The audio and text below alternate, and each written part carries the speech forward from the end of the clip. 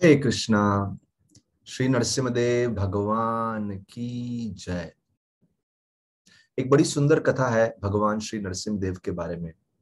बोले एक बहुत ही पवित्र ब्राह्मण था जो वेदों में बहुत ही अच्छे से सुपठित था, विद्वान था। और एक बार क्या हो गया, बड़ा दुखद हादसा हो गया। उनकी पत्नी का देहांत हो गया और उनकी पत्नी के देहांत के बाद उन्होंने सोचा अभी तीर्थ यात्रा कर लेना चाहिए, भगवान का स्मरण करेंगे, हमारे दुख भी शांत हो जाएंगे। उन्होंने हर प्रकार के शास्त्र में बताई गई विधि का पालन किया तीर्थ यात्रा करते समय, और साथ ही साथ कई प्रकार की तपस्याएं भी की। और जल्द ही कुछ समय में ही उसने ऐसा जीवन बिताने लगे मानो केवल मधुकरी करके। He was just begging. तपस्या कर रहे हैं, सब विधि विधान भी कर रहे हैं, साथ ही साथ ही वॉज जस्ट बेगिंग। कहीं तीर्थ स्थान पे गए, यमुना जी में स्नान किया, गंगा जी में स्नान किया, सरस्वती में स्नान किया। धीरे धीरे उनके अंदर ऐसी विरक्ति आ गई, उनके मन में इच्छा हुई कि मैं अभी घर नहीं जाऊंगा और दोबारा विवाह भी नहीं करूंगा। कि उस समय ऐसी प्रथा थी, अगर एक मृत्यु हो गई पत्नी की तो कोई दोबारा विवाह करेगा, पहले विवाह भी नहीं करूंगा। फिर तीर्थ यात्रा करते समय वो गया नामक स्थान पे आ गए, जहां पे लोग श्राद्ध इत्यादि करने के लिए जाते हैं। उन्होंने अपने पितरों को शांत किया, संतुष्ट किया, अनेक प्रकार के विधि विधान करके वहां से महेंद्र पर्वत पे गए। वहां वहां पे परशुराम जी से मिले और वहां से एक बहुत ही घने वन में गए और वहां पे उन्होंने भगवान श्री नरसिम्ह देव के विग्रह की उपासना प्रारंभ कर दी। बहुत ही अच्छे से उपासना करते थे, बोलते रोज अभिषेक करते थे। और वहां पे बहुत सुंदर अभिषेक किया उन्होंने। अच्छा, वहां पे कुछ बहुत लंबा समय नहीं रहे, कुछ समय के लिए नरसिम्ह भगवान की पूजा करी, उनकी उपासना करी, उनका अभिषेक किया और फिर अनेक मंदिर तीर्थ स्थानों की यात्रा करते हुए फाइनली वो विंध्या पर्वत के वहां पे आ गए और उस क्षेत्र में निवास करने लगे। पूर्ण रूप से अपने आप को भगवान विष्णु की उपासना में लगा दिया। बड़े ही अच्छे से उस उपासना में, भजन में रमे हुए थे। एक रात्रि की बात है, देखिए कैसा अतिथि उनके सामने प्रकट हुए। रात्रि को जब वो विश्राम करने गए, नरसिम्ह भगवान जो उनकी सेवा से बहुत प्रसन्न हुए थे, वो उनके स्वप्न में आए और स्वप्न में आके नरसिम्ह भगवान उनसे कहते हैं कि आप मेरे भक्त हैं, बहुत प्रिय भक्त हैं, लेकिन मैं आपसे कहना चाहूंगा आप गृहस्थ हैं, आप एक वैरागी का धर्म क्यों, वैरागी का जीवन क्यों जी रहे हैं। हर व्यक्ति को अपने आश्रम के अनुसार, अपने वर्ण और आश्रम के अनुसार कर्तव्य करने चाहिए। भगवान स्वयं नरसिम्ह भगवान बोलते हैं, मुझे ये बात बिल्कुल प्रसन्नता नहीं देती जब मेरे भक्त अपने आश्रम, जिस भी आश्रम को बिलोंग करते हैं, ब्रह्मचारी, गृहस्थ, वानप्रस्थ, सन्यास, अगर भक्ति के नाम पे अपने सामाजिक नियमों का, जो उस आश्रम के नियम है, उसका पालन ना करें। चलो अगर आपको गृहस्थ नहीं रहना तो पूर्ण रूप से स्वीकार करो ना, आप गृहस्थ नहीं हो, आप वैरागी हो, वैसे जीवन के नियम अपना लो। और क्योंकि आप मेरे इतने प्रिय भक्त हैं, मैं पर्सनली आपको ये इंस्ट्रक्शन देने के लिए आया हूं। इतना सुंदर सपना, साथ ही साथ एक ऐसा आदेश मिला। ब्राह्मण उसी समय जाग उठे, एक आश्चर्यचकित, अचंभित होके जाग उठे। बड़े प्रसन्न भी हुए कि भगवान स्वयं आए हैं मुझे मेरी त्रुटि का एहसास दिलाने के लिए, गलती का एहसास दिलाने के लिए। विचार करने लगे कि भगवान ने स्वप्न में आके कहा, क्या कहा। उन्होंने सोचा मैं इस एडवाइस को पूर्ण रूप से फॉलो करूंगा। उन्होंने गृहस्थ आश्रम पूर्ण रूप से त्याग दिया और पब्लिकली डिसाइड किया कि हाँ, अभी मैं संन्यास आश्रम में रहूंगा। और संन्यास आश्रम में कहीं तपस्या, ध्यान लगाना पड़ता है, बहुत तपस्या करी, मेडिटेशन इत्यादि किया, लेकिन इनका मेडिटेशन ध्यान किस पे था, भगवान पे था। बोले आधा आधा दिन वो जल के अंदर खड़े रहते, ध्यान लगा के, हाथों में एक तुलसी माला लेके भगवान को अर्पण करने के भाव से। कुछ समय दिन के वो एक कुश घास के चटाई पे बैठ जाते और पूर्ण रूप से नरसिंह भगवान का ध्यान लगाते, मानो एक समाधि में ही प्रवेश हो जाते। और ऐसा जीवन यापन करते हुए एक दिन उन्होंने अपना शरीर त्याग दिया। नरसिंह भगवान बहुत प्रसन्न थे। नरसिंह भगवान ने उनको स्वयं अपने धाम में प्रवेश दिया। बोलो श्री नरसिंह भगवान की जय। तो एक छोटी सी कथा है नरसिंह भगवान और उनके भक्त के बीच में जो सुंदर आदान प्रदान है, उसकी कथा है। इसके बाद एक और सुंदर कथा है, वो शांतनु महाराज के रथ की कथा है। एक राजा हुए, राजा शांतनु। उनके पास एक दिव्य रथ था जो देवताओं ने उनको दिया था। और इस रथ की विशेषता क्या थी? ये आपके मन के द्वारा नियंत्रित किया जा सकता था। जैसी इच्छा करी वैसा दिशा में, उस दिशा में रथ चलेगा, उस रफ्तार से रथ चलेगा। लेकिन उस समय क्या हुआ, सडनली शांतनु महाराज ने एक समय नोट किया कि वो रथ उनके मन के हिसाब से नहीं चल रहा है। बड़े आश्चर्यचकित, परेशान भी हो गए। देखिए, जब एक कुछ कार्य, कुछ प्रयोजन, कुछ प्रकल्प आपके हिसाब से चलता रहा है, हमेशा कोई अभियान आपके हिसाब से चलता आया है, सडनली उस तरीके से काम करना बंद कर रहे, तो व्यक्ति फ्रस्ट्रेट हो जाता है। क्योंकि व्यक्ति को आदत पड़ जाती है नियंत्रण की, हर चीज मेरी इच्छा से ही चलती है। बहुत परेशान हो गए शांतनु महाराज और बहुत ही डिप्रेस्ड थे कि मेरी शक्ति पूर्ण रूप से प्रयोग क्यों नहीं कर पा रहा हूं इस रथ पे। नारद मुनि उनके महल में आ गए। अक्सर हम देखते हैं जब एक सच्ची इच्छा हो तो भगवान सही मार्गदर्शक को भी भेज देते हैं। नारद मुनि वहां पे आ गए, बोले क्या हो गया, क्या आप इतने दुखी क्यों है राजन। शांतनु महाराज ने ओपनली, खुले हृदय से अपने मन की व्यथा को उन संत के समक्ष प्रस्तुत किया। ये भी बहुत जरूरी है। कभी कभी हम अपने आप को बहुत ही स्पेशल बतलाने के लिए अपने मन की कमजोरियों को प्रस्तुत नहीं कर सकते। बहुत भाग्य की बात है अगर हमारे जीवन में कोई ऐसा व्यक्ति हमें मिल जाए जिनके सामने हम प्रस्तुत कर सके, और साथ ही साथ हमारे मन में इतनी शक्ति आ जाए कि सामने व्यक्ति तो उत्तम है, लेकिन हमारे मन में भी तो इतनी शक्ति होनी चाहिए ना प्रस्तुत करने की हमारे मन की कमजोरियां क्या है। शांतनु महाराज ने नारद मुनि के समक्ष अपनी परिस्थिति को समझाया। पूछने लगे कि अरे ये रथ तो मुझे देवताओं ने दिया है, ऐसी मुझसे क्या गलती हो गई, क्यों मेरी शक्ति सब चली गई। क्या ये कोई अपशकुन है जो हमें बतला रहा है कि आने वाले समय में कोई संकट आने वाला है। नारद मुनि विचार करने लगे। कुछ समय जब शांतनु ने प्रश्न पूछा, नारद मुनि विचार कर रहे हैं और फिर नारद मुनि उत्तर देते हुए बोले, अभी नारद मुनि सर्वज्ञ हैं, सब जानते हैं। उन्होंने बोला, आपसे नरसिंह भगवान के प्रति एक अपराध हो गया है, क्योंकि जो भोग आपने अर्पण किया था नरसिंह देव को, वो पूर्ण रूप से शुद्ध नहीं था, कंटेमिनेटेड था। उस अपराध की वजह से आपके रथ के ऊपर जो हमेशा आपका मानसिक नियंत्रण रहता था वो चला गया, आप खो बैठे हैं उस क्षमता को। अभी सुनिए, अभी नारद मुनि बताएंगे इसका उपाय क्या है। क्योंकि शांतनु महाराज आश्चर्यचकित, अरे अपराध हो गया। नारद मुनि के शब्द सुन के बहुत ही उनको गिल्टी फीलिंग हुआ, बहुत ही दुखी अनुभव कर रहे थे। और साथ ही साथ नारद मुनि इतने पिन पॉइंट करके प्रॉब्लम को बता रहे हैं। बोले आपने किस प्रकार से प्रॉब्लम को ऐसा एनालाइज किया, उसके कारण को अच्छे से पकड़ लिया।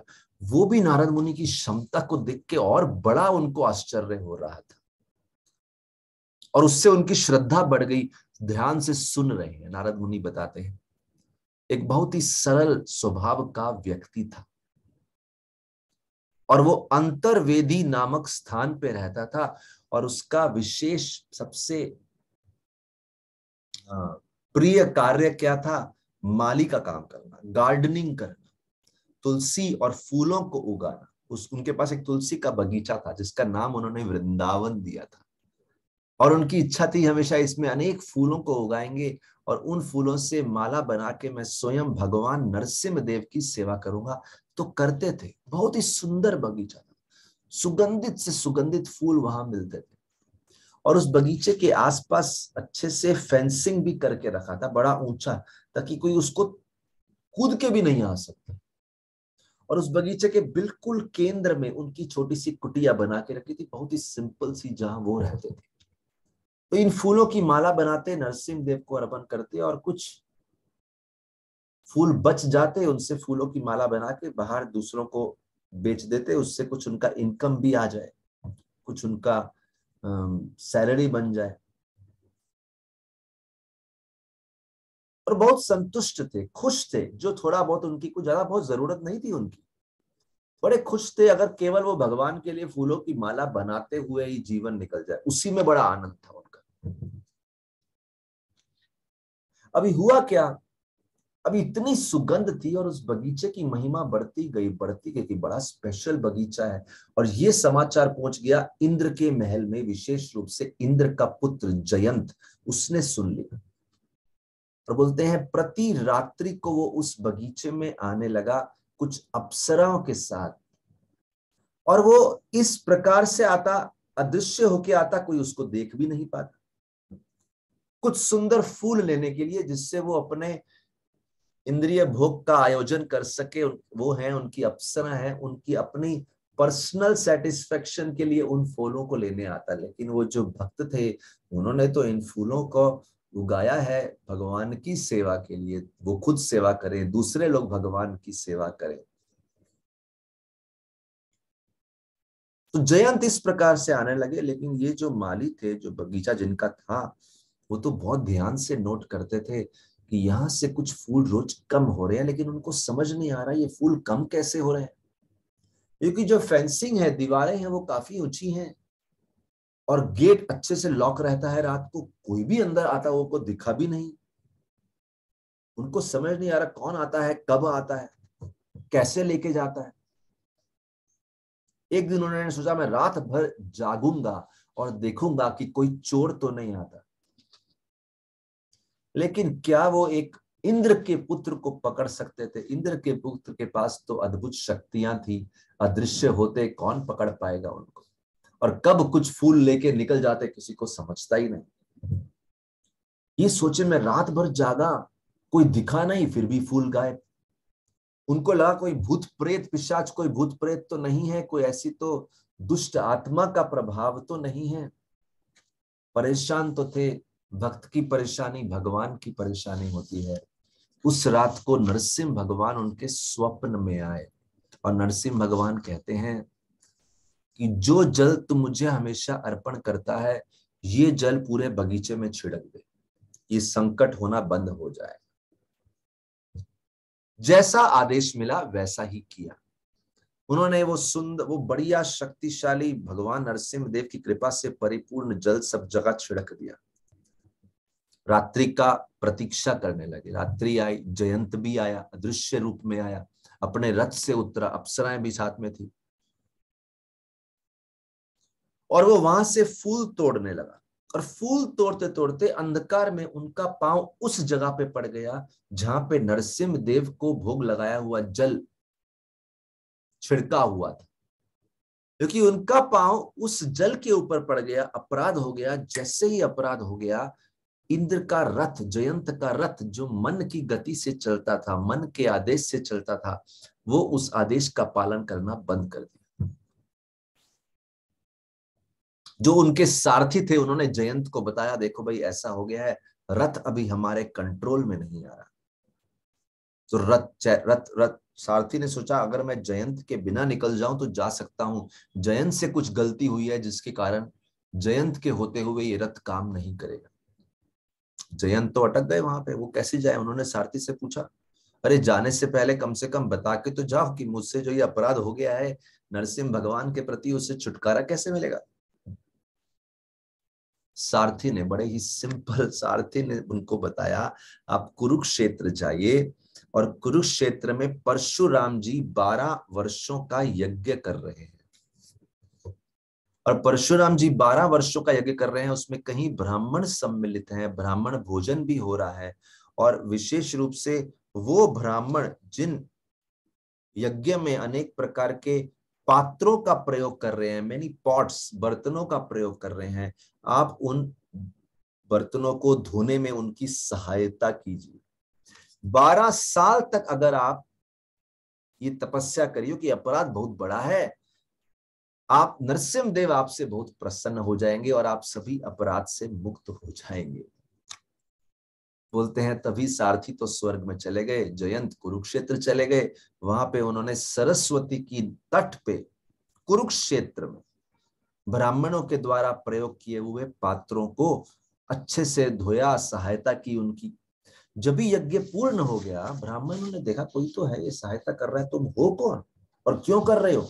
तब जयंत ने बताया कैसे मुझसे अपराध हो गया और आपने योगी इतने भक्ति भाव से इन पात्रों का प्रयोग किया है, इसको धोने से मैं प्रायश्चित कर रहा हूं। और जयंत की सारी शक्तियां उनको वापस आ गई। ये कहानी सुनाते हुए, ये प्रसंग सुनाते हुए नारद मुनि शांतनु की तरफ देखते हैं और बोलते हैं आप कुरुक्षेत्र जाइए और वहां पे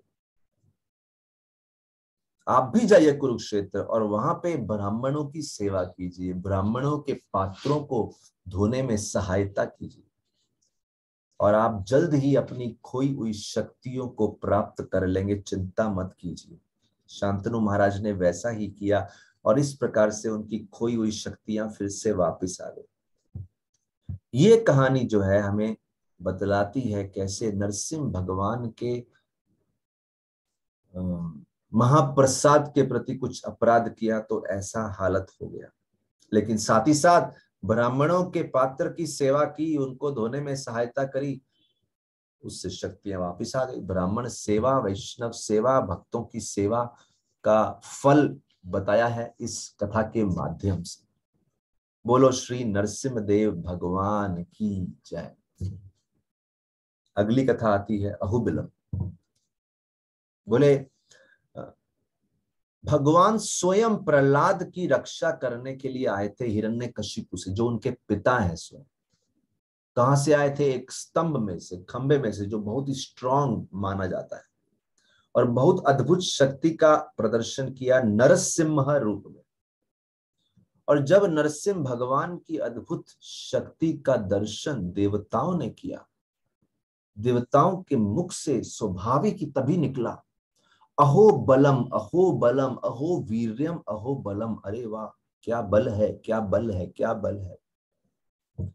इस प्रकार से हम देखते हैं दक्षिण भारत में एक बड़ा सुंदर क्षेत्र है अहोबलम क्षेत्र, जो पूरा नरसिंह भगवान का क्षेत्र है।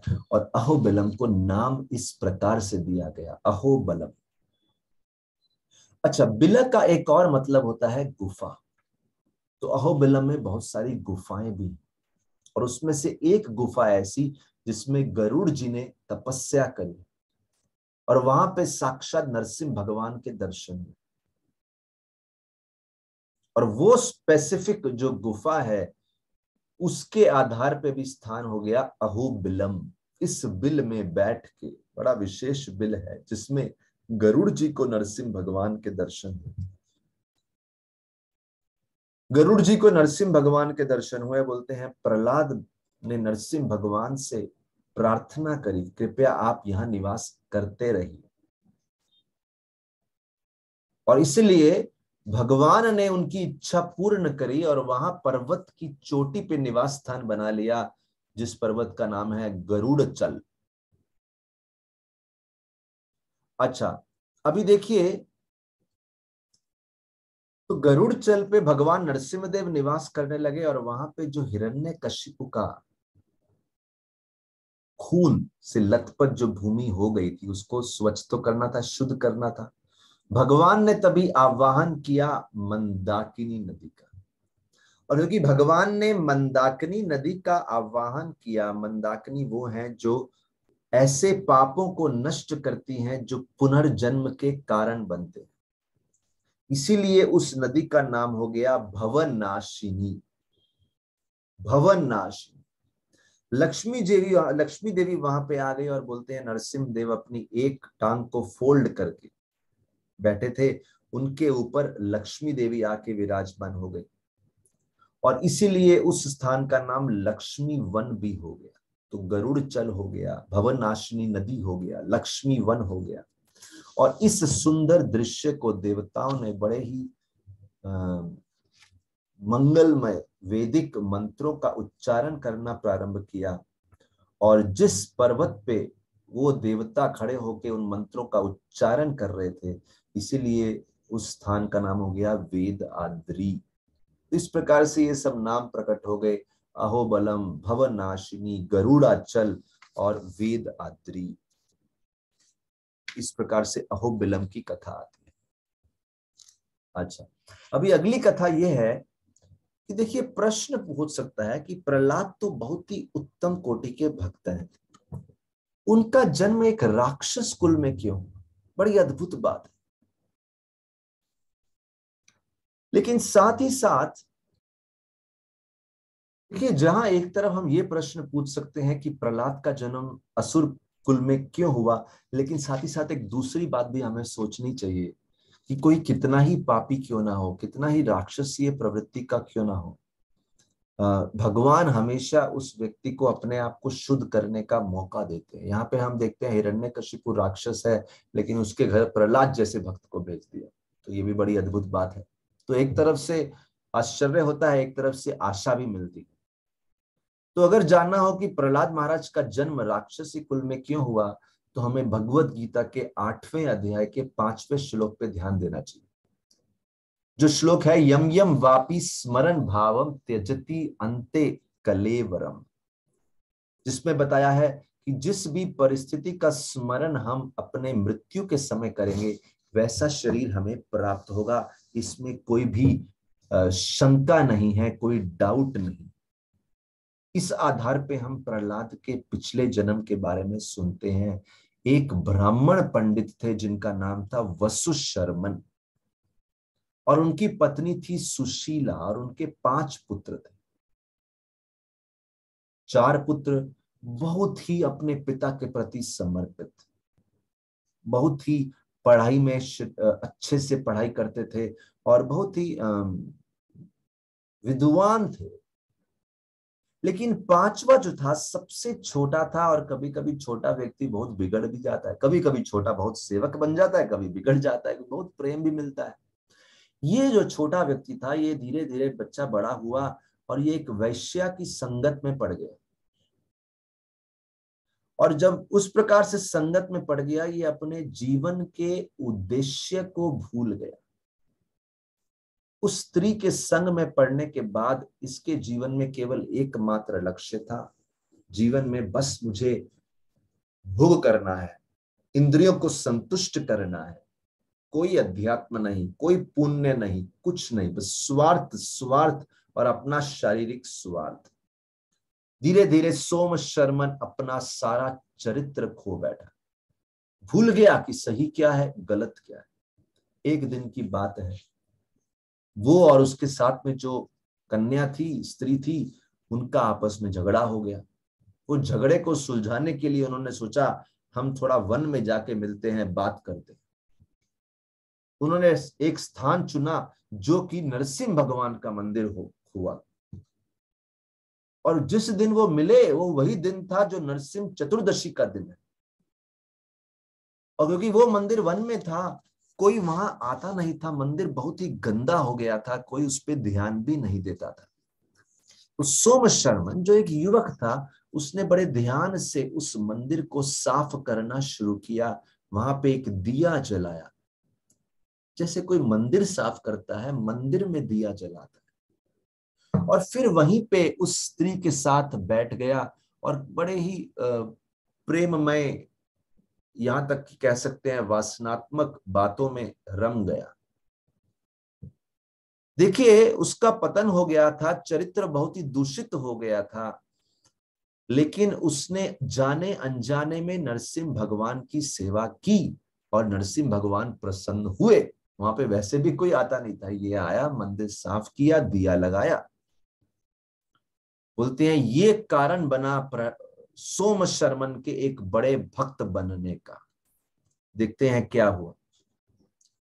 देखिए सोम शर्मन की इस प्रकार से सेवा हो गई। कैसे? तो उस सेवा से, उस सुकृति से धीरे धीरे उसके हृदय में इच्छा जागृत हो गई, एक पुण्य भाव का जीवन जीने के लिए, एक शुद्ध जीवन जीने के लिए। धीरे धीरे उसका ध्यान योग साधना की तरफ मुड़ता गया, जप इत्यादि की तरफ मुड़ता गया। लेकिन जिस स्थान में रह के वो जप करता था, उसके पास ही एक असुरों की, राक्षसों की मंडली रहती थी, समाज था पूरा। बहुत शरारत करते थे, बहुत उद्दंड मचाते थे, हमेशा नशा करके रहते थे और पूरे वातावरण को दूषित करके रखा था। सोम शर्मन अपनी साधना में लगे रहते और कैसे तो उनको इग्नोर, निग्लेक्ट करते, अपना रूटीन फॉलो करते। धीरे धीरे उम्र बढ़ती गई सोम शर्मन की, और साधना तो करते लेकिन बहुत डिस्टर्ब अनुभव करते उन उद्दंडी राक्षसों के शोर शराबे से, बहुत डिस्टर्ब थे। बोलते हैं समाधि में प्रवेश हो जाते, लेकिन बार बार समाधि उनकी टूटती रहती। इस प्रकार से वो बहुत ही, और उम्र बढ़ रही थी और मुश्किल हो रहा था उनके लिए, और बहुत ही रेस्टलेस, बेचैन हो रहे थे और भयभीत भी रहते थे, रेस्टलेस एंड फियरफुल, क्योंकि भगवान पे ध्यान ही नहीं लगा पा रहे। फाइनली ये सब विचार करते करते एक दिन उनकी मृत्यु हो गई। इस प्रकार से तेज तेज ऊंची उठने वाली आवाजों को सुनते सुनते, और क्योंकि उनकी मृत्यु जब हुई, उनका ध्यान उन राक्षसों पे लगा हुआ था, इसके कारण उनको राक्षस परिवार में जन्म लेना पड़ा। लेकिन क्योंकि उन्होंने इतने पुण्य कर्म किए थे, उन सुकृति के कारण इस जन्म में उनको नारद मुनि का सानिध्य मिला। जब वो प्रहलाद मां के गर्भ में थे, तभी से उन्होंने नारद मुनि से भागवतम सुन ली, और इस प्रकार से जन्म से ही वो भगवान विष्णु के बड़े उत्तम कोटि के भक्त बने। बोलो प्रहलाद महाराज की जय। आइए अगली कथा सुनते हैं। एक राजा हुए, राजा प्रताप रुद्र, जो कि कैकट्य डायनेस्टी के राजा हुए। बहुत ही अच्छे राजा थे। ये उन दिनों की बात है जब धर्म बड़ा प्रधान था उस क्षेत्र में, विशेष रूप से जहां पे राजा थे, जहां पे, वहां पे धर्म और सत्य का बड़ा अच्छा प्रभाव था। सभी लोग बहुत ही धर्म परायण थे। विशेष रूप से प्रताप रुद्र महाराज भगवान शिव के बहुत अच्छे भक्त थे, और उनका एक बड़ा ही अद्भुत तरीका था भगवान शिव की उपासना करने का। बोलते हैं वो दिन की शुरुआत करते थे एक शिवलिंग की पूजा करके, हर रोज एक नया शिवलिंग बनाते थे, और वो भी सोने का, गोल्ड का, और उस दिन उपासना करके वो शिवलिंग किसी को गिफ्ट कर दिया करते थे। इस प्रकार से प्रतिदिन उनके घर में एक नया शिवलिंग बनता। उनके पास ऐसा सुनार था जो नया नया शिवलिंग बनाता। एक दिन की बात है, और अच्छा दूसरी बात, ये राजा कभी भी उस उपासना को पूर्ण किए बिना अपने राज कारोबार का देखरेख करने कभी नहीं जाते। एक दिन की बात है, वो शिकार के लिए गए, अहुबिलम वन में शिकार के लिए गए। उनके सभी जो प्रमुख मंत्री थे उनके साथ गए। बोलते हैं रात्रि का समय उन्होंने वन में ही गुजारा, और उन्होंने बोला सुबह शिवलिंग ले आना, यहीं पे उपासना करेंगे। एक आदमी भागता हुआ आया, बोले अभी टाइम लग रहा है, आज शिवलिंग बन ही नहीं पा रहा, टाइम पे बन ही नहीं पा रहा। कितनी देर तक राजा प्रताप रुद्र महाराज ने प्रतीक्षा किया, वो शिवलिंग तैयार ही नहीं हो रहा। वेट करते रहे, करते रहे, करते रहे। तभी एक व्यक्ति भागा हुआ आया, और वो बताने लगा कि जिस व्यक्ति को बताया है हमने शिवलिंग रोज बनाने को, आज वो सुबह से जब भी शिवलिंग बनाते हैं एक नया सोने का टुकड़ा लेके, वो शिवलिंग अपने आप नरसिंह भगवान में बदल जाता है। जब भी बनाते हैं वो नया नरसिंह भगवान में बदल जाता है। राजा बड़े परेशान भी थे, आश्चर्यचकित भी थे, चक्कर क्या है। उस दिन वो शिव जी की पूजा कर ही नहीं पाए, पूरा दिन चला गया।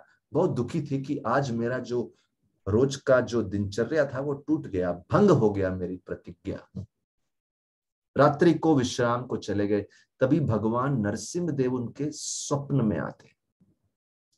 वो सोए तो ये सोच के थे कि कल तक तो शायद शिवलिंग तैयार हो जाएगा, कल उपासना करें। लेकिन नरसिंह भगवान सपने में आ गए और बोले, देखो ये सब लीला मैं क्यों कर रहा हूं, तुम्हें दिखाने के लिए कि तुम्हारा एक कर्तव्य है अहोबिलम क्षेत्र में। वो क्या है? वहां पे एक पुराना मंदिर है, उसको रिपेयर करो, रेनोवेट करो, और वहां पे फिर से मेरी उपासना प्रारंभ करो। और अगर आपको उपासना नहीं करनी आती तो मेलुकोटे से एक भक्त हैं श्रीनिवास, वो बहुत बड़े वैष्णव भक्त हैं, रामानुजाचार्य के अनुयायी हैं, उनको बुलाइए, वो आपको सिखाएंगे। जब राजा जागे, मानो वो एक नया जन्म था, उनको जीवन में एक मकसद, एक पर्पस मिल गया। उन्होंने बड़े ही सम्मान पूर्वक श्रीनिवास जी को बुलाया, और यही नहीं, राजा ने श्रीनिवास जी को एक स्वर्ण नरसिंहदेव रूप भी उपहार के रूप में दिया, और राजा स्वयं एक शुद्ध वैष्णव बन गए। बोलते हैं नरसिंह भगवान ने स्वयं श्रीनिवास को संन्यास आश्रम की दीक्षा दी थी। आज भी वो स्वर्ण विग्रह जो है अहोबिलम मठ में है, वो साल में एक बार, वर्ष में एक बार उनको पर्वत के ऊपर लाया जाता है और दर्शन होते हैं उनके। तो ये बड़ी सुंदर जो कथा है प्रताप रुद्र महाराज की। उसी प्रकार से एक कथा आती है, अहोबिलम मठ में एक सन्यासी हुए जो एक बार अपने शिष्यों के साथ वन से, जंगल के मार्ग से जा रहे थे, और वो मैसूर जा रहे थे, अहोबिलम मठ से मैसूर। संध्या का समय था, शाम का। पूरा जो समूह था उन्होंने सोचा नदी के तट पे थोड़ा विश्राम करते हैं। विश्राम से पहले मेन तो उनको था अपना संध्या वंदनम करते हैं। जब वो अपनी संध्या वंदनम कर रहे थे, अभी बीच में ही थे, पूर्ण नहीं हुआ था, उन्होंने बहुत ही एक शोर शराबा सुना, कुछ तो कहीं पे हो रहा है, बड़ा ही शोर। एक सन्यासी थे, तो उन्होंने जब देखा, जो सन्यासी अपने शिष्यों के साथ जा रहे थे, जो वहां बैठ के संध्या वंदनम कर रहे थे, उन सन्यासी ने अपनी आंखें खोली और उन्होंने देखा उनके आसपास तो कई सारे डाकू आ गए हैं, उनके हाथ में बहुत सारे हथियार हैं, अटैक हो गया उनके ऊपर। और वो डाकू बोलते हैं आपके पास जो जो है सब समर्पण करो। सारे शिष्य भी घबरा गए, बोले जिस बात का डर था वन में वही हो गया। उनके पास वैसे कोई महंगी चीज थी नहीं, लेकिन डाकुओं ने सोचा कुछ तो होगा इनके पास महंगा। उन्होंने बोला हमारे पास तो केवल पूजा की कुछ सामग्री है, और वो भी कुछ उनकी नहीं है, ये तो सब भगवान की है, आपको क्या दे सकते हैं? कृपया हमें अपनी पूजा समाप्त करने दीजिए, अपना संध्या वंदनम का जो भी रीति है वो पूर्ण करने दीजिए। सन्यासी ने बोला मैं स्वयं आपको जो कुछ है वो दे दूंगा। सन्यासी ने सब प्रॉमिस कर दिया। वो डाकुओं के भी जो लीडर थे वो मान गए। उन्होंने सोचा थोड़ी देर प्रतीक्षा करने में क्या फर्क पड़ता है, और वो सन्यासी और उनके जितने भी शिष्य थे वो उपासना में लगे रहे। और उन्होंने चावल और गुड़ का बना मिठाई भगवान को भोग लगाया और उसके बाद आरती की। उन्होंने अभी आरती का 3 राउंड पूरा किया, तभी वो डाकू भागते हुए उनके पास आए। जब डाकू भागते हुए आए, सारे शिष्य घबरा गए, वो सीधा अपने गुरु सन्यासी के पास जाके चिपक गए। लेकिन उन्होंने देखा ये डाकू हमको डराने के लिए नहीं आए हैं, ये तो डर के मारे हमारा आश्रय लेने के लिए आए हैं। अरे हमारे ऊपर अटैक नहीं कर रहे, हमें प्रोटेक्शन मांग रहे हैं हमसे। उनको समझ में नहीं आया ऐसा क्या हो गया। ये सब ये उल्टा प्रभाव कैसे हो गया। और सारे के सारे डाकू उनके चरणों में गिर गए और जोर जोर से रो रो के बोलने लगे, कृपया कृपया हमें उस शेरों से, उन सिंह से बचा लीजिए। बोले एक नहीं, hundreds of lions are following us। तभी वो साधु सन्यासी और शिष्य जितने संत लोग थे उन्होंने देखा, बोले यहाँ तो एक भी शेर नहीं दिख रहा, ये डाकू लोग बात क्या कर रहे हैं। उन डाकुओं को दिख रहा है लेकिन इन साधुओं को नहीं दिख रहा। वो समझ गए भगवान नरसिंहदेव अपनी कुछ लीला दिखा रहे हैं। तभी वो सन्यासी थे, उन्होंने प्रार्थना करी भगवान नरसिंहदेव से यहाँ से अदृश्य हो जाए। जैसे उन्होंने बोला ऐसा, डाकुओं ने बोला हाँ हाँ, सारे शेर चले गए, सारे शेर चले गए। वो सब बहुत ही कृतज्ञ अनुभव कर रहे थे, इतनी बड़ी कृपा हमारे ऊपर बरसाई। उन्होंने खूब माफी मांगी, क्षमा याचना करी और बोलते हैं उस ग्रुप के साथ उन्होंने बोला हम भी आपके साथ ही यात्रा करेंगे, भजन इत्यादि, और आपकी सहायता करेंगे। और वो सब मैसूर साथ में गए, उनकी सुरक्षा में, उन साधु और उनके शिष्यों की सुरक्षा में वो साथ में बहुत ही सुरक्षित अनुभव करते हुए मैसूर पहुंच गए। बोलो श्री नरसिंहदेव भगवान की जय। एक और सुंदर कथा आती है, बहुत ही सुंदर कथा है। ये है एक व्यक्ति है पद्मपाद, एक बहुत ही सेंटली ब्राह्मण। वो एक बार एक वन में गए और एक वन में बड़े ही सुंदर दृश्य वाले स्थान को देखा। और उस सुंदर दृश्य वाले स्थान को देख के, बिल्कुल जंगल के बीच में एक बहुत ही शांत स्थान देख के उन्होंने सोचा ये स्थान बहुत उचित है ध्यान लगाने के लिए। उनको शांति तो हमेशा अच्छी लगती थी और अकेलापन, एकांत जहां भजन करें। और जिस मंदिर में वो रहते थे वहां अनेक एक्टिविटीज चलती रहती थी, तो वो सोचते थे कोई एकांत स्थान मिल जाए साधना के लिए। क्योंकि जिस मंदिर में रहते थे वहां पे लोग आते जा रहे हैं उनसे मिलने के लिए, हमेशा कोई ना कोई कार्य, किसी को उनका मार्गदर्शन चाहिए, किसी को उनका आशीर्वाद चाहिए, कोई कुछ समय थोड़ा बात करना चाहता है। उन्होंने सोचा ये मंदिर छोड़ के एकांत में वन में जाता हूं, ध्यान लगाऊंगा। उन्होंने अपना एक आसन बना लिया और वहां पे बहुत ही कंफर्टेबल होके विराजमान हो गए। बोले यहाँ अपना भजन करेंगे। इतने अच्छे स्थान पे एक अकेला व्यक्ति भजन कर रहा है, वहां पे एक शिकारी आ गया। उसने, शिकारी ने पूछा अरे ये आप क्या कर रहे हैं एकांत में बैठ के ध्यान लगाए? किस पे ध्यान लगाया, बताओ क्या फायदा, इस तपस्या का फायदा क्या है, लक्ष्य क्या है? भाई पद्मपाद तो मंदिर को छोड़ के इसलिए आए थे कि कोई कन्वर्सेशन ना हो, बातचीत ना हो, लेकिन यहां पे भी कोई मिल गया। उन्होंने सोचा जल्दी से इस बातचीत को पटा देते हैं, समाप्त करते हैं। उसने बोला अरे मैं ध्यान लगा रहा हूं, एक ऐसे व्यक्ति को खोजने की कोशिश कर रहा हूं जो आधा शेर है आधा मनुष्य है। शिकारी बोला हाँ, ये क्या बोल रहे हैं आप? ऐसा तो मैंने कभी सुना ही नहीं, ऐसे प्राणी को तो मैंने वन में कभी देखा ही नहीं, वन में तो मैंने सारे प्राणी देखे। साधु ने बोला नहीं है ऐसा प्राणी। शिकारी ने बोला अरे मैं तो इस वन में कहीं वर्षों से रह रहा हूं, मैंने कभी नहीं देखा, मैं प्रॉमिस करता हूं आपको। और अगर आप बोलते हैं ऐसा कोई प्राणी है, चिंता मत करो, मैं ढूंढ के ले आऊंगा आपके लिए, मैं ढूंढ के लाऊंगा उसको, आज दिन के अंत तक ढूंढ के लाऊंगा, रात्रि होने से पहले लेके आऊंगा। अभी वो शिकारी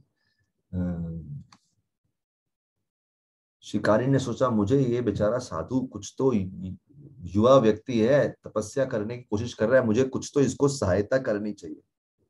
शिकारी ने सोचा मैं तो इस वन का मालिक हूं, मैं होस्ट हूं, ये मेरा अतिथि है, अतिथि सेवा होनी चाहिए। वो बिल्कुल डिटरमिन्ड हो गए, बोले मैं तो ढूंढ के लाऊंगा ही, जो होगा देखा जाएगा। और वो चले गए वहां से। और वो योगी जो योग साधना में, भजन इत्यादि में लगे थे, वो भी प्रसन्न हुए, चलो छुट्टी मिली, यहां से निकला तो सही, परेशान कर रहा था मेरे को। और जाते जाते वो व्यक्ति बोल गया कि अगर मैं आपकी इच्छा पूर्ण नहीं कर पाया तो मैं आत्महत्या कर लूंगा। और इसके पहले पद्मपाद कुछ बोल सके वो वहां से चला गया, ऐसा भागता हुआ गया ढूंढने के लिए। आधा शेर आधा सिंह और आधा मनुष्य, एक मिशन था उसका, अभियान था पूरा। शब्द तो दे ही दिया उसने, घने से घने जंगल में, जंगल के गहराई में चला गया, जहां पे अक्सर कोई मनुष्य जाने की हिम्मत भी नहीं करता। उन्होंने सोचा अगर ऐसा कोई अद्भुत प्राणी है जिसको मैंने नहीं देखा तो वो जंगल की गहराइयों में ही मिलेगा। दूर दूर जा रहा है, लेकिन दूर जाके भी उसको ऐसा अद्भुत प्राणी कहीं दिखाई नहीं। उसने अपने जीवन को इतना रिस्क में डाल दिया, इतने अंधकार में, इतने खतरे में डाल दिया, लेकिन इतना रिस्क लेने के बाद भी उसकी किस्मत नहीं खुली। सभी ऊंचे स्थानों पे देखा, सभी नीचे स्थानों पे देखा, सभी गहराइयों में, गुफाओं में देख लिया। इतने उत्साह से, उत्साह था, दृढ़ निश्चय था, एंथुजियाज्म था, डिटर्मिनेशन था, साथ ही साथ निश्चय था कि हम होंगे कामयाब। लेकिन जैसे जैसे जैसे दिन ढलता गया, उनकी निराशा बढ़ती गई। अरे अभी तक नहीं मिला, कहीं कामयाब नहीं हुआ तो। बोले दोपहर हो गई, उन्होंने लगभग सारे स्थान ढूंढ डाले थे और उसके बाद धीरे धीरे चल रहे थे। सोचे अभी कहां ढूंढूं मैं। दोपहर शाम में बदल गई, लेकिन ये शिकारी जो था हिम्मत नहीं हारने वाला था, क्योंकि उसको था कि अगर नहीं ढूंढूंगा तो मृत्यु, शरीर अंत करूंगा मैं। अच्छा, अपने हाथ में हमेशा एक रस्सी लेके चलता था, अगर किसी पशु को पकड़ लिया तो रस्सी से बांध लूंगा। काफी पशुओं को बांधा था। उसने सोचा आज इस रस्सी का सहारा लेके मैं अपने आप को, अपनी गर्दन को एक पेड़ से बांध के अपना अंत करूंगा। और जैसे ही वो ये करने वाले थे, अपनी आखिरी प्रार्थना बोलने वाले थे, तभी उन्होंने बहुत ही अद्भुत दृश्य देखा। उनके सामने एक ऐसा प्राणी खड़ा है जो आधा सिंह है, आधा मनुष्य है। उन्होंने कभी जीवन में ऐसा प्राणी नहीं देखा था। और वो सोचने लगे, अरे भैया ऐसा प्राणी मैं कभी देखा ही नहीं। वो तो योगी सही बोल रहा था, ऐसा प्राणी है जिसको ढूंढने के लिए वन में आया है वो। और इतना तेज उसके शरीर से प्रकट हो रहा, बहुत ही दिव्य, और देख के बड़ा आकर्षण हो रहा है, सौंदर्य है, दिव्य तेज है। लेकिन समय नहीं था निहारने का, पकड़ के लेके जाना है उसको योगी के पास। जल्दी से वो उस रस्सी से, फंदे से उतरा और रस्सी के फंदे को सीधा उसके गले में फेंका। किसके? आधा सिंह आधा मनुष्य, पकड़ा उसको। और आनंद की बात तो ये है कि वो सिंह जनरली किसी पशु को पकड़ेगे तो वो भाग जाएगा, लेकिन मानो ऐसे लगा उस पशु ने स्वयं उस फंदे को, फांसी के फंदे को, उस रस्सी को अपने गले में डाला, एडजस्ट किया, ताकि इस शिकारी के लिए सब काम आसान हो जाए। शिकारी और प्रसन्न, बड़ा अच्छा पशु है ये तो, हाथ में आसानी से आ गया, और सीधा घसीटता हुआ ले गया उस योगी के पास। बहुत ही प्रसन्न, देखो मैं जिंदा वापस आया हूँ, जिंदा वापस आया हूँ। पद्मपाद के पास आया, देखो हो सम्मानीय योगी, ओ रिस्पेक्टेबल योगी, प्लीज देखिए मैं क्या लेके आया हूं आपके लिए। आप जिस पे ध्यान लगाए हैं वो देखिए यहाँ पे है। पद्मपाद ने आंख खोली, बोली क्या बोल रहा है ये? शिकारी को देखा, क्या लेके आया ये? नरसिंह भगवान को पकड़ के लाया है? अरे मैं तो नरसिंह भगवान पे ध्यान लगा रहा था, ये बोल रहा है कि नरसिंह भगवान को पकड़। ये कैसे संभव है? ये तो असंभव है। और जब उन्होंने देखा मुझे तो कुछ भी नहीं दिख रहा, मुझे तो केवल एक शिकारी दिख रहा है और उसके पीछे अंधकार अंधकार दिख रहा है। उन्होंने अपनी आंखों को थोड़ा मूंद के देखा, शायद कहीं दिख जाए इधर से उधर से। लेकिन उन्होंने देखा एक रस्सी, एक फंदा हवा में लटका हुआ है, उधर कुछ नहीं दिख रहा। बहुत ही अद्भुत दृश्य था वो। एक रस्सी हवा में लटकी है। ये रस्सी को पकड़ा किसने हुआ है? कहाँ है नरसिंहदेव? मैं तो नहीं देख पा रहा। जब उसने बोला मैं नहीं देख पा रहा, अभी देखिए यहाँ पे योगी है, यहाँ पे शिकारी है, पीछे नरसिंहदेव है। योगी ने शिकारी को बोला मैं नहीं देख पा रहा। शिकारी ने मुड़ के देखा, कहीं भाग तो नहीं गया? नहीं, ये तो यहीं पे है, इसी को तो लेके आया हूं। मुस्कुराते हुए उसने योगी की तरफ देखा, लेकिन योगी तो सच में नहीं देख पा रहे थे नरसिंहदेव को। शिकारी देख पा रहा है, शिकारी देख पा, योगी नहीं देख पा रहा।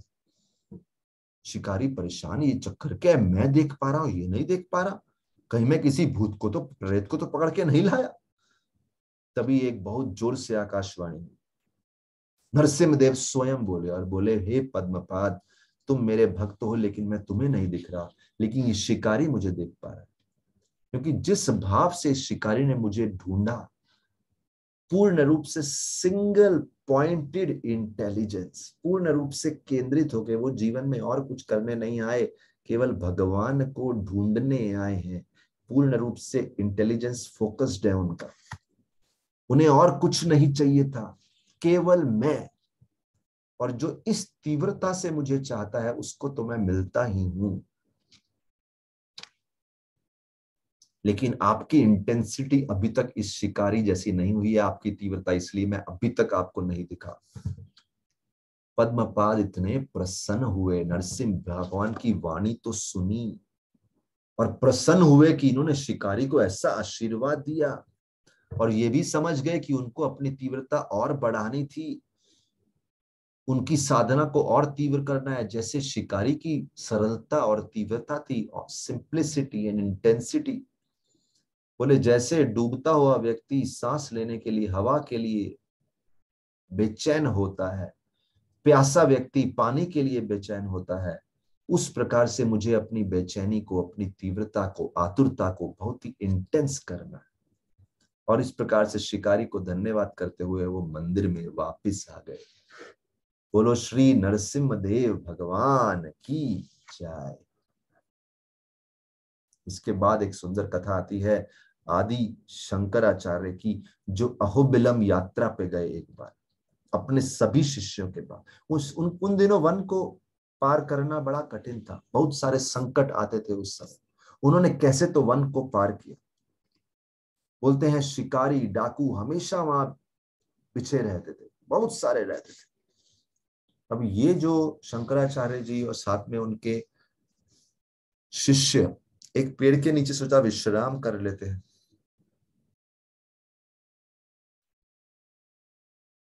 लेकिन जैसे ही सुबह सब लोग उठे, उन्होंने देखा आदि शंकरा वहां पे है ही नहीं, उनके गुरु ही नहीं है वहां पे। सारे के सारे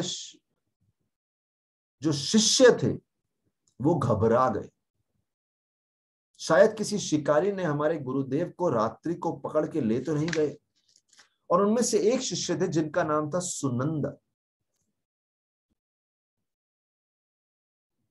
देखिए, जब भी सब लोग घबराए हुए थे कि आदि शंकरा कहाँ चले गए, तभी उनके एक शिष्य हैं सुनंद, उनको समझ गया कि किस शिकारी ने उनको किडनैप करके ले गए। समहाउ उनको समझ गया कि इनको किडनैप करके ले गए हैं, और क्यों लेके गए हैं, वो उनकी बलि चढ़ाएंगे एक यज्ञ में। एक यज्ञ में जो एक उनका जो तांत्रिक पूजा होती है उसमें बलि चढ़ाएंगे। सुनंद ने नरसिंह भगवान से बहुत प्रार्थना की, और ऐसी तीव्र प्रार्थना की कि नरसिंह भगवान स्वयं प्रकट हो गए। उन्होंने उस शिकारी को मारा, और सुनंद के जो गुरु हैं आदि शंकरा, उनकी प्राण को बचा लिया। जिस स्थान पे ये लीला हुई उसे बोलते हैं भैरव कुंड।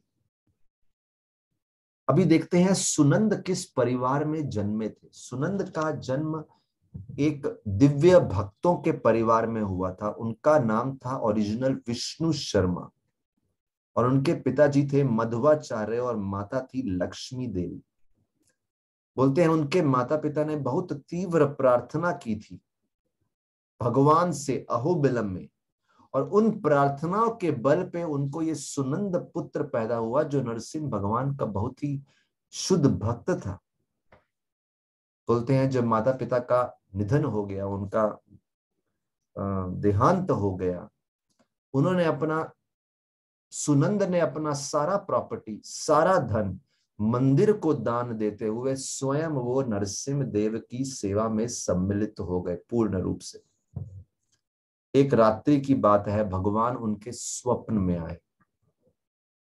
देखिए, बड़ा सुंदर स्वप्न भगवान देते हैं। बोलते हैं आप जाइए और यहाँ पे जो भवनाशिनी नदी है उसमें स्नान कीजिए। जैसे ही आप स्नान समाप्त करेंगे, एक ब्राह्मण वहां पे आएंगे, एक हीरा लेके आएंगे आपके पास, एक कुछ मणि लेके आएंगे।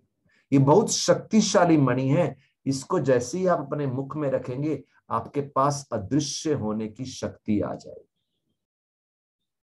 देखिए, सुनंद ने क्या किया था, आदि शंकरा को बचाया था नरसिंह भगवान की स्तुति करके।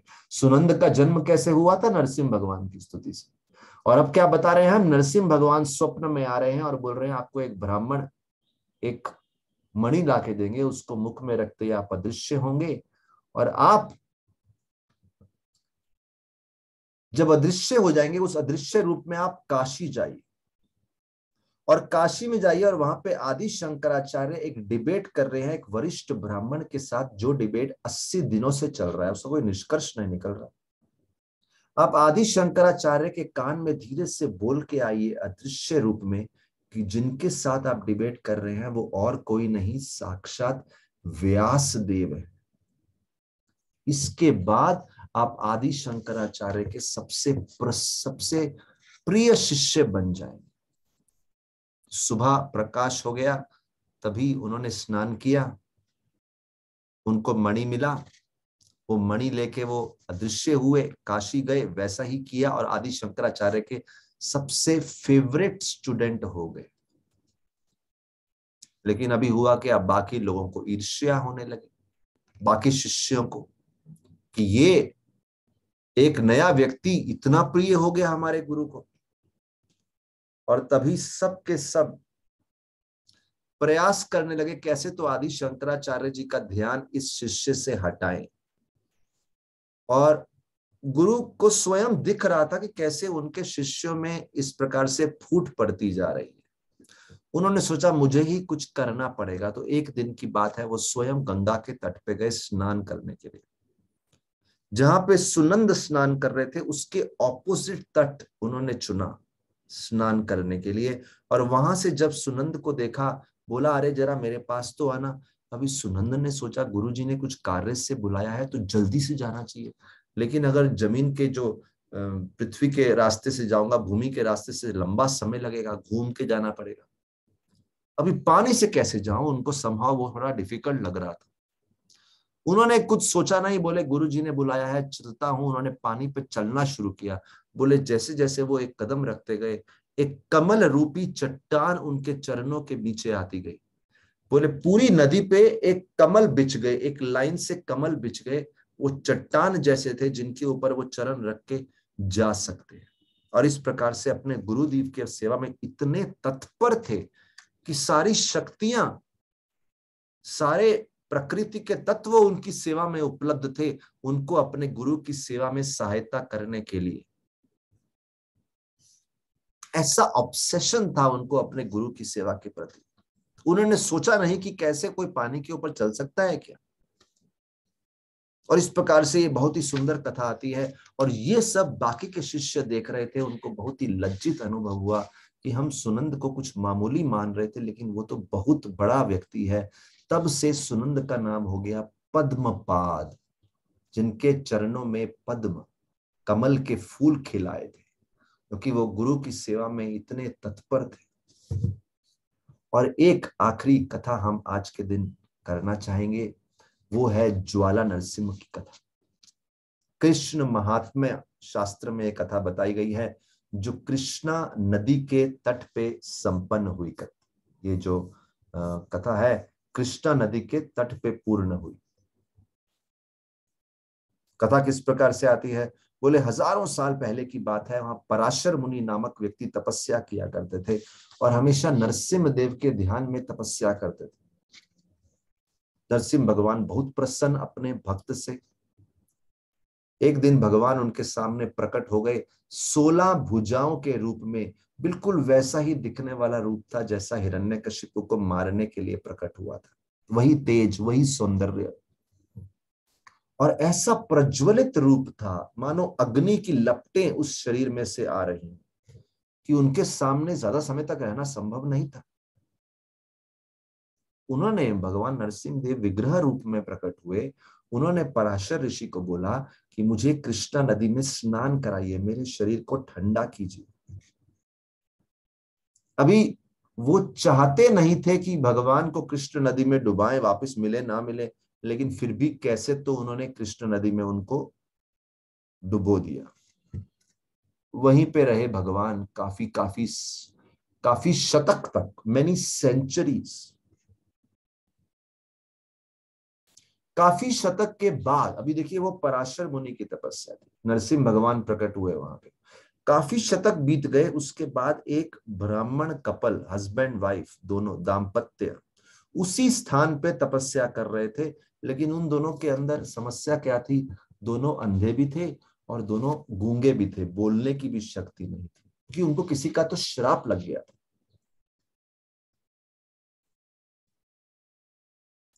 तो उन्होंने खूब माफी मांगी, और माफी मांगने के बाद उनको बताया गया था कि उनको यहाँ पे नरसिंह देव की तपस्या करनी चाहिए, उनके नाम की भजन करना चाहिए। अगर नरसिंह भगवान प्रसन्न होंगे तो आप इस श्राप से मुक्ति प्राप्त कर सकते हैं।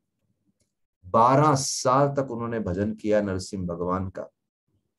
फिर एक रात्रि की बात है, भगवान उनके स्वप्न में प्रकट होकर बोलते हैं, इस नदी में मैं उपस्थित हूं, आपको मुझे बाहर निकालना है। आप जाइए, जो आज के राजा हैं भीमदेव, उनकी सहायता से मुझे बाहर लेके आइए। क्लियर इंस्ट्रक्शंस दिया कैसे आप मुझे प्राप्त करेंगे। बोले आप कुछ कुछ घास के तिनके हैं, वो आप बहती नदी में छोड़ दीजिए, और जब आप बहती नदी में छोड़ देंगे, कृष्णा नदी में, जिस स्थान पे वो बहते तिनके जो हैं अग्नि की लपटों में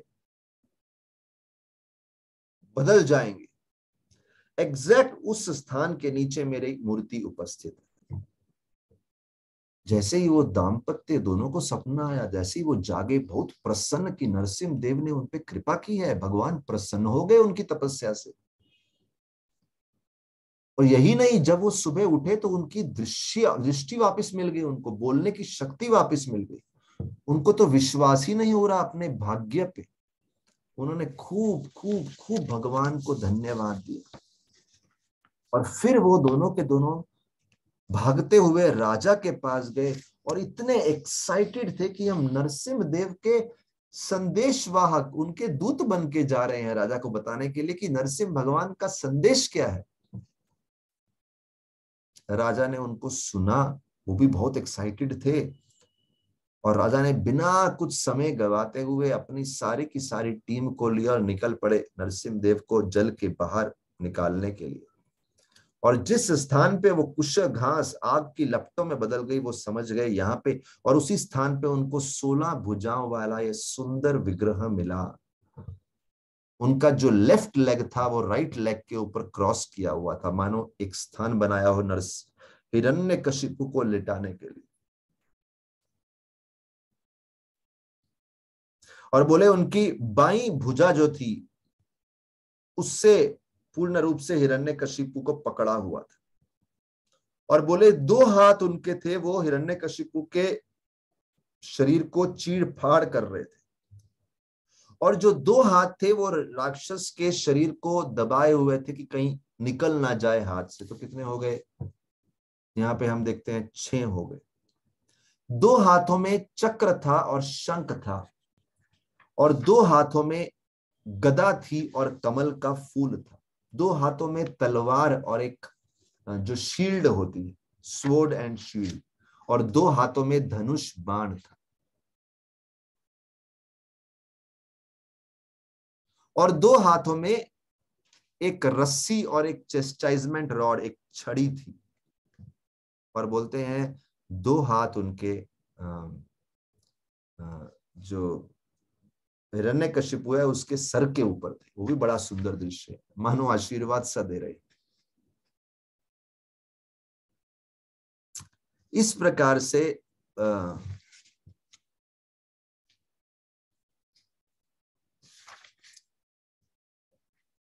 और एक तरफ भगवान के लक्ष्मी देवी और प्रहलाद खड़े थे, और एक तरफ गरुड़ जी और भूदेवी विराजमान थे। ये सुंदर रूप भगवान श्री नरसिंह देव का, जो कृष्णा नदी में से प्रकट हुआ इन दाम्पत्य की तपस्या से।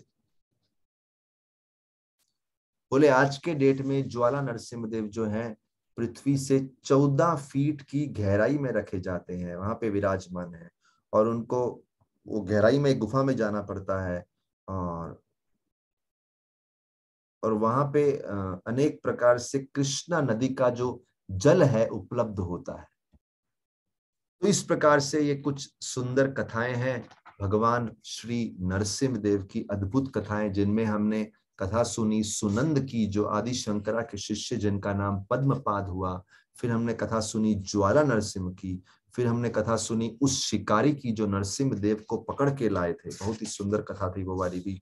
और उसके अलावा इन तीन के साथ साथ हमने कथा सुनी एक ऐसे राजा की जो स्वर्ण के शिवलिंग बनाते थे और जो कि नरसिंह देव में बदल गए।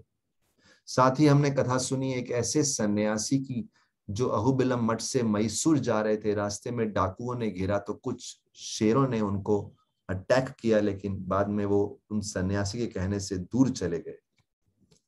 और इसके अलावा हमने ये सुना कि प्रहलाद महाराज, पहले उनका नाम वसु शर्मन हुआ और कैसे वो राक्षस कुल में पैदा हुए लेकिन भक्त कैसे बने प्रहलाद, और कैसे उनके पुण्य कर्मों से यम यम वापी स्मरण भावम, राक्षस कुल में लेकिन पुण्य कर्म।